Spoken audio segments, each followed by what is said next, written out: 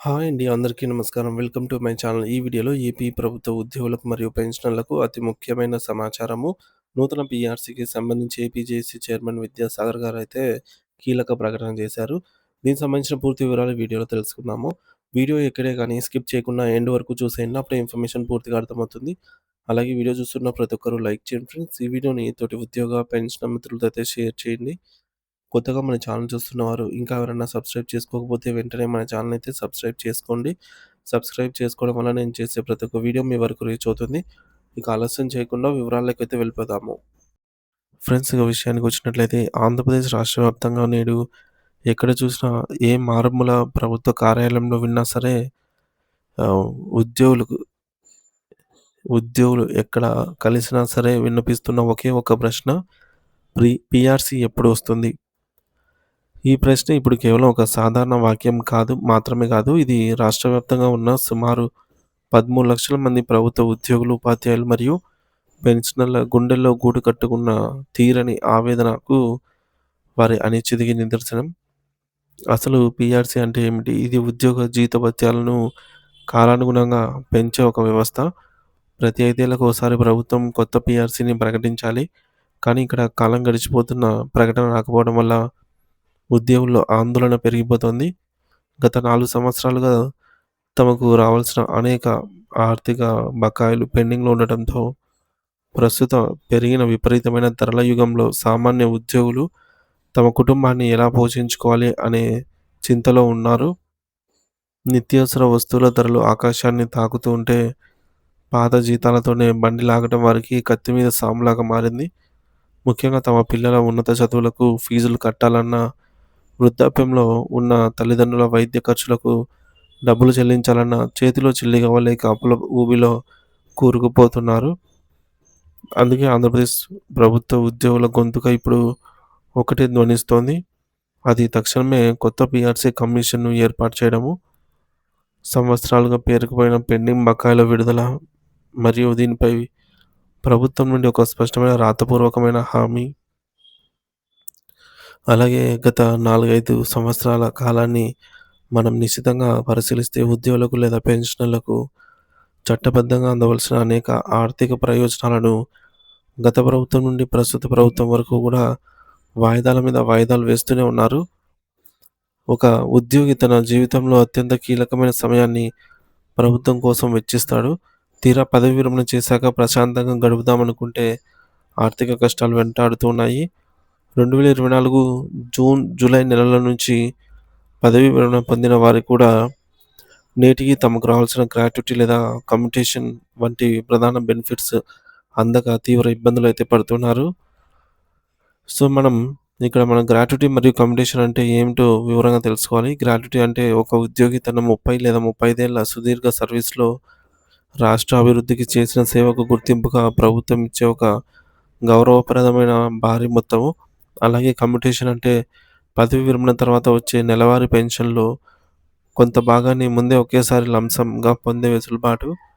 ఈ 2 ఒక రిటైర్డ్ ఉద్యోగికి తన కూతురు పెళ్లి చేయాలన్నా, లేదా ఇల్లు కట్టుకోవాలన్నా, లేదా ఏదైనా అత్యవసర ఆరోగ్య సమస్య వస్తే వాడుకోవాలన్నా ఎంతో ముఖ్యం. కానీ దురదృష్టవశాత్తు వీటిని ఎప్పుడు చెల్లిస్తారో ప్రభుత్వం కనీసం ఒక చిన్న క్లారిటీ కూడా ఇవ్వకపోవడం వారి మానసిక వేదనకైతే తీవ్ర ఆందోళనకు నెట్టివేస్తుంది. మరి పరిస్థితి మరింత లోతుగా విశ్లేషిస్తే 2020, 21 కరోనా సంక్షోభం సమయంలో మరియు ఆ తర్వాత రిటైర్ అయిన వారికి రావాల్సిన ఎన్‌కాష్‌మెంట్ ఆఫర్ వాల్యూ బకాయిలు గూడా మరియు పీఆర్సీ డిఫరెన్స్ మొత్తాలు ఇప్పటికీ ట్రెజరీలోనే మూలుగుతూ ఉన్నాయి. ఒక ఉద్యోగి తన విధి నిర్వహణలో భాగంగా వాడుకోకుండా దాచుకున్న సెలవులకు ప్రతిఫలంగా వచ్చే ఈ డబ్బు వారి హక్కు. ఇక సమాజానికి విజ్ఞానాన్ని పంచే లెక్చరర్ల వంటి ఉన్నత స్థాయి ఉద్యోగులు 2022లో రిటైర్ అయినప్పటికీ వారికి రావాల్సిన ఈఎల్ బకాయిల రూపంలో ఒక్క రూపాయి కూడా అందలేదు. అంటే పరిస్థితి ఎంత దారుణంగా ఉందో మనమే అర్థం చేసుకోవచ్చు. ఇది కేవలం ఆర్థిక సమస్య మాత్రమే కాదు, ఉద్యోగి ఆత్మగౌరవానికి సంబంధించిన సమస్య కూడా. ఈ తీవ్రమైన నిర్లక్ష్యం ఉద్యోగుల్లో ప్రభుత్వ పనితీరు పట్ల రోజురోజుకు అసహనాన్ని, ఆగ్రహాన్ని పెంచుతోంది. దీనిని తీవ్రంగా నిరసిస్తూ రాష్ట్రంలోని ప్రధాన ఉపాధ్యాయ సంఘాలు మరియు ఉద్యోగ సంఘాలైన యూటీఎఫ్, ఏపీటీఎఫ్, ఎస్టీయూ వంటి సంస్థలన్నీ తమ విభేదాలను పక్కన పెట్టి ఐక్యంగా పోరాటానికి సిద్ధమవుతున్నాయి. ప్రభుత్వం తమ మొండి వైఖరిని వీడకపోతే రాబోయే ఏప్రిల్ నెల నుండి రాష్ట్ర వ్యాప్త ఉద్యమాన్ని చేపట్టాలని చలో విజయవాడ వంటి కార్యక్రమాల ద్వారా ప్రభుత్వానికి తమ సత్తా ఏంటో చూపాలని వారు కార్యాచరణను సిద్ధం చేసుకుంటున్నారు. ఈ క్లిష్ట పరిస్థితుల్లోనే నిన్న విజయవాడలో అట్టహాసంగా జరిగిన అగ్రికల్చర్ ఆఫీసర్స్ అసోసియేషన్ వార్షిక సమావేశం ఒక కీలక రాజకీయ మరియు ఉద్యోగ వేదికగా మారింది. ఈ సమావేశానికి ముఖ్య అతిథిగా హాజరైన ఏపీ జేఏసీ చైర్మన్ మరియు ఏపీ ఎన్‌జీఓ రాష్ట్ర అధ్యక్షులు విద్యాసాగర్ గారు ప్రస్తుత పరిణామాలపై చాలా ఘాటుగా అయితే స్పందించారు. రాష్ట్ర ప్రభుత్వం ఇకనైనా నిద్రమత్తు వీడి వెంటనే 12వ పీఆర్సీ కమిషన్ ఏర్పాటు చేయాలని, దానికి ఒక గడువు విధించి త్వరితగతిన నివేదిక తెప్పించుకోవాలని డిమాండ్ చేశారు.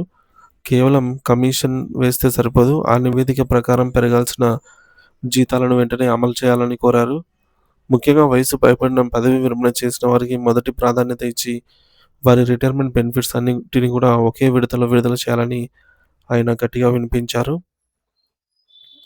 ప్రస్తుతం సర్వీస్‌లో ఉండి సరెండర్ లీవ్‌లు పెట్టి 4 ఏళ్లు గడుస్తూ ఉన్నా ట్రెజరీలో బిల్లులు ఆమోదం పొందినా చేతికి నగదు రాని దుస్థితి అని ఆయన సోదాహరణంగా వివరించారు. ఈ అంశాలన్నిటినీ ప్రభుత్వం దృష్టికి తీసుకెళ్లి అవసరమైతే ముఖ్యమంత్రితో నేరుగా చర్చించి పరిష్కారం అయ్యే వరకు ఉద్యోగుల పక్షాన నిలబడి పోరాడతామని ఆయన ఘనంగా హామీ ఇచ్చారు.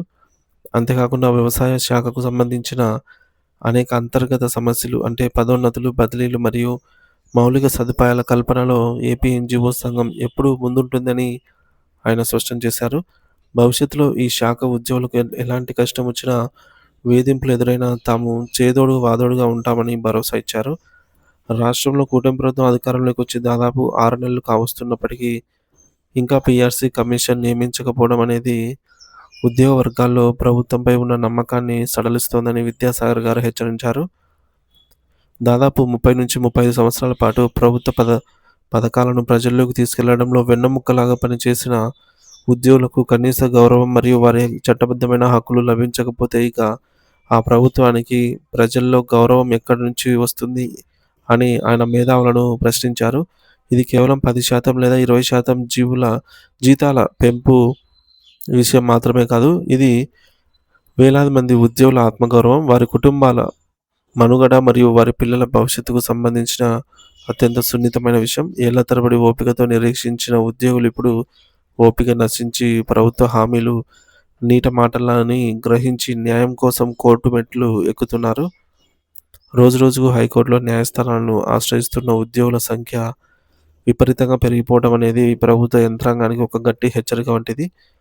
ఇప్పటికే గౌరవనీయ కోర్టులు అనేక సందర్భాలలో ప్రభుత్వంపై తీవ్ర ఆగ్రహం వ్యక్తం చేస్తూ ఉద్యోగుల సొమ్మును ఆపడానికి మీరెవరు అంటూ మొటిక్కాయలు వేస్తూ తీర్పులిచ్చాయి.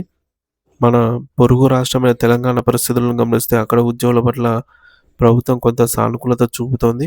ఏప్రిల్ లోపలే ఉద్యోగుల అన్ని రకాల బెనిఫిట్స్ క్లియర్ చేయాలని అక్కడి కోర్టులు మరియు ప్రభుత్వం ఒక అంగీకారానికి వచ్చాయన్నమాట. అలాంటి ఉద్రిక్తత పరిస్థితి ఆంధ్రప్రదేశ్లో రాకముందే ప్రభుత్వం తక్షణమే మేల్కొని ఒక స్పష్టమైన రోడ్ మ్యాప్‌ను ప్రకటించాలి. బకాయిలు ఎప్పుడు ఇస్తారో, ఏ నెలలో ఏ బిల్లులు చెల్లిస్తారో తేదీలతో సహా క్లారిటీ ఇవ్వాలని, ప్రకటనలకే పరిమితం కాకుండా ఆచరణలో చూపాలని ఉద్యోగులు కోరుతున్నారు. ప్రస్తుత తరుణంలో కొత్త పీఆర్సీ ప్రక్రియ పూర్తి కావడానికి సమయం పడుతుంది కాబట్టి తక్షణ ఉపశమనంగా మధ్యంతర భృతి ఐఆర్ ప్రకటించాల్సిన అవసరం ఎంతైనా ఉంది. ఐఆర్ అనేది కొత్త పీఆర్సీ అమల్లోకి వచ్చే వరకు ఉద్యోగికి ఇచ్చే ఒక తాత్కాలిక ఆర్థిక ఊరట. ఇది పెరిగిన ధరల నుండి ఉద్యోగులకు కొంత వెసులుబాటు కల్పించడానికి ఎంతో దోహదపడుతుంది. కూటమి ప్రభుత్వం ఎన్నికల సమయంలో ఇచ్చిన హామీలను, ముఖ్యంగా తమ మేనిఫెస్టోలో ఉద్యోగుల సంక్షేమం గురించి పేర్కొన్న అంశాలను ఒకసారి గుర్తు చేసుకోవాలి. ఉద్యోగుల సమస్యలన్నీ చిటికెలో పరిష్కరిస్తామని, పెండింగ్ బకాయిలను విడుదల చేస్తామని చెప్పి అధికారంలోకి వచ్చిన తర్వాత ఇప్పుడు నిధుల కొరత సాకుతో వారి పట్ల ఉదాసీనంగా ఉండటం ప్రజాస్వామ్యంలో ఏమాత్రం సరైనది కాదని రాజకీయ విశ్లేషకులు భావిస్తున్నారు. ఉద్యోగుల్లో అణిచివేసిన ఆవేదన ఎప్పుడు అగ్నిపర్వతంలా మారుతుందో అది ప్రభుత్వ మనుగడను ఎలా ప్రభావితం చేస్తుందో గత చరిత్రలో చెబుతున్నాయి. చివరగా రాష్ట్రంలోని అన్ని ఉద్యోగ సంఘాలు, ఉపాధ్యాయ సంఘాలు మరియు పెన్షనర్స్ అసోసియేషన్‌లు తమ వ్యక్తిగత విభేదాలను, రాజకీయ అనుబంధాలను పక్కన పెట్టాలి. ఎవరికి వారు యమున తీరే అన్న చందంగా కాకుండా అందరూ కలిసికట్టుగా ఒకే తాటిపైకి వచ్చి సంఘటితంగా పోరాడాల్సిన సమయం ఆసన్నమైంది. ఎందుకంటే ఐకమత్యమే మహాబలం. ప్రభుత్వాలు మారినా ఉద్యోగుల సమస్యలు అలాగే అని అంటే మనలో ఐక్యత లోపించడమే ప్రధాన కారణం. అందరూ కలిసి ఒకే గొంతుకతో డిమాండ్ చేస్తేనే ఏదైనా ప్రభుత్వం దిగి వస్తుంది. పీఆర్సీ జాప్యంపై పెండింగ్ బకాయిల చెల్లింపులో జరుగుతున్నటువంటి ఆలస్యంపై మీ వ్యక్తిగత అభిప్రాయం ఏమిటనేది, మీరు ఆర్థికంగా ఎలాంటి ఇబ్బందులు ఎదుర్కొంటున్నారో కామెంట్ బాక్స్ ద్వారా అయితే తెలియజేయండి. మీ గొంతుకను, మీ ఆవేదనను మరింత మందికి చేరేలాగా, ప్రభుత్వం దృష్టికి తీసుకెళ్లేలాగా ఈ ముఖ్యమైన సమాచారాన్ని సోషల్ మీడియా వేదికగా షేర్ చేయండి. ఈ వీడియోనైతే షేర్ చేయండి. ప్రభుత్వం త్వరలోనే సానుకూల నిర్ణయం తీసుకొని ఉద్యోగుల ముఖాల్లో చిరునవ్వులు చూడాలి అని మనందరం ఆశిద్దాము. Thank you for watching this video.